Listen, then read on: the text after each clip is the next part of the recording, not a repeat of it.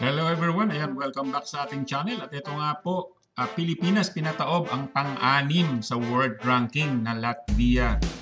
At ito nga po, ang ating pambato na si Kai Sotto ay merong 18 points, 8 rebounds, 1 assist in 1 block. Ayan po, at kung makikita natin sa ating video, ay talagang sa simula pa lamang po ng quarter ay umarangkada na kaagad ang ating pambato na si Kai Sotto.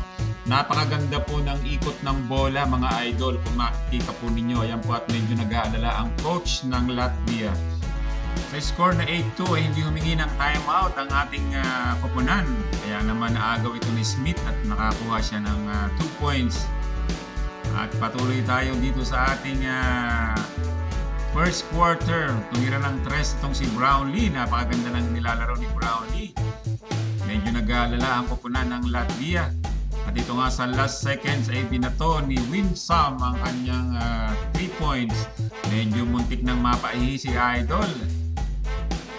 Bilib na bilib ang ating mga fans. Talaga namang hindi magkamayaw.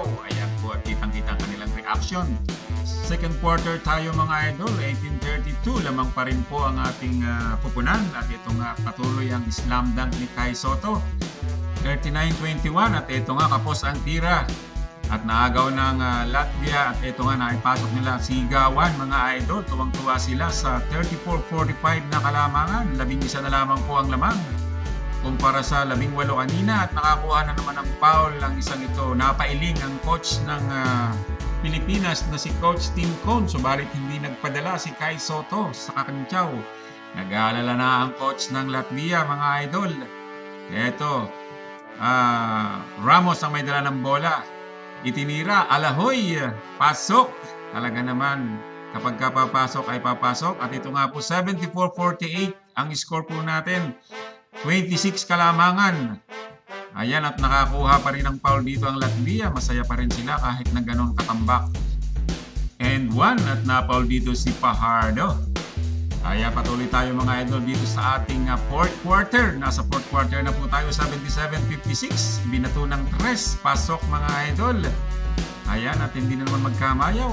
Nakuha na naman ng Latvia ang bola mga idol. Ito nga, dumire-diretso at nakakuha pa siya ng foul. And 1 mga idol. Hindi makapaniwala si Coach Tim Cone. Subalit wala na siyang magagawa sa nangyari. At ito nga, na-trace na naman po ni Brownlee at nakakuha pa ng foul. And 1 mga idol, at nagyakapan ang dalawang ito. Hindi ko malaman kung bakit. 81-71 ang score mga idol. At talaga namang wala na pong oras. 45 seconds na lamang po ang nalalabi. 89-70 mga idol. Ipinukol ng 3 at naging 80. Ayan po ang score. 89-80. Diyan po nagtatapos ang ating score.